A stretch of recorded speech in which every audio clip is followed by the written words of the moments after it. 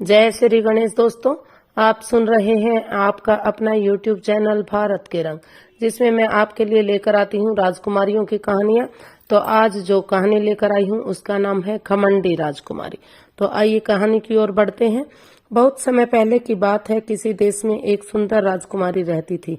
वह सारा दिन आईने के सामने खड़ी रहती थी, ऐसे लोगों से मिलती जो उसकी सुंदरता की तारीफ करें।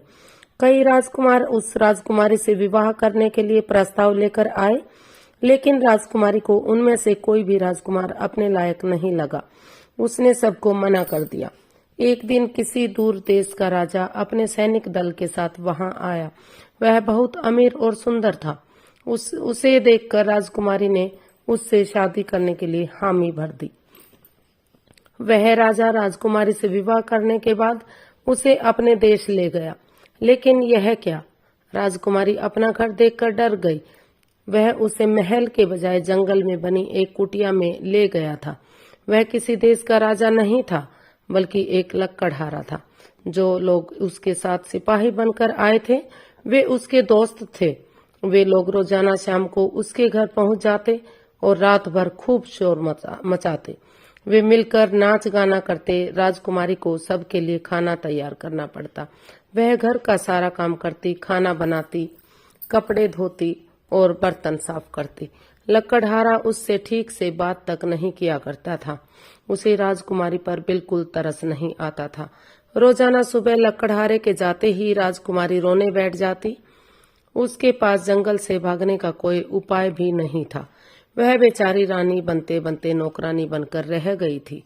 एक दिन उसने सोचा, अगर मैं लकड़हारे के साथ प्यार से बात करूं तो शायद वह मुझे शहर वापस ले जाए।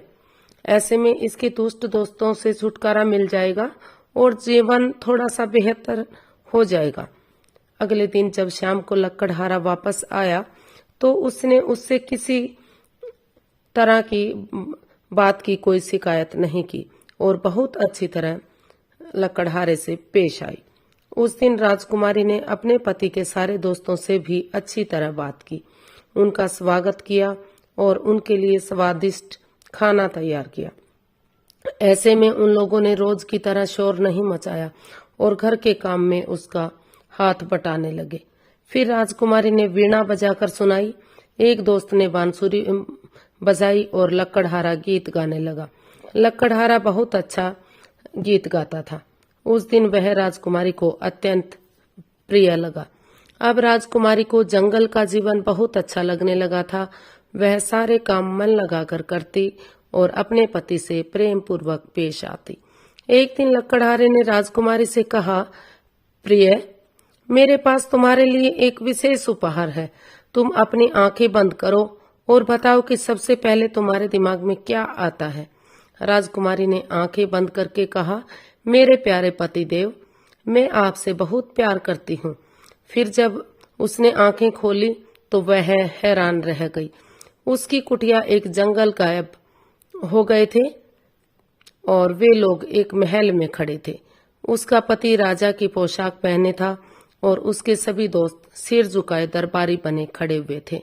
राजकुमार ने कहा, तुम्हारी खूबसूरती तुम्हारे सुंदर चेहरे में ही कैद हो गई थी। मैंने हर चीज को जादू से छिपा दिया था ताकि तुम्हारी सच्ची सुंदरता सामने आ सके। अब तुम्हारे चेहरे के साथ साथ मन भी सुंदर हो गया है। तभी राजकुमारी ने देखा कि वह भी रानी की पोशाक और मुकुट पहने खड़ी हुई थी। उसने अपने पति को धन्यवाद दिया जिसने उसे जीने की सच्ची राह दिखाई थी। तो कैसी लगी दोस्तों आपको ये कहानी घमंडी राजकुमारी की?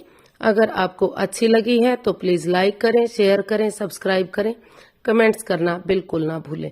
फिर एक नई कहानी के साथ आपसे